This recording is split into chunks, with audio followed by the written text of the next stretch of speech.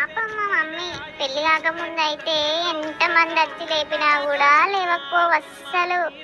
పెళ్ళైనాక మా డాడీ లేపినా కూడా లేవకపోవు.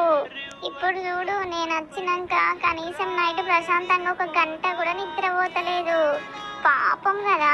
ఈ మమ్మీలందరికీ ఒక లైక్ వేసుకోండి. నేను దగ్గినా లేచి చూస్తుంది, నేను గింతంత మెసిలినా కూడా లేచి చూస్తుంది. అవసరమైతే నేను 2-3 గంటలు తెలివితోనున్నా కూడా నాతో తెలివితోనే ఉంటది.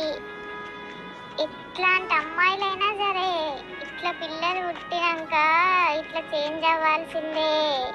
కానీ పాపం అనిపిస్తుంది ఒక్కొక్కసారి మా మమ్మీని చూస్తే. మీరు కూడా మీ మమ్మీలను గోసవుచ్చుకోకండి.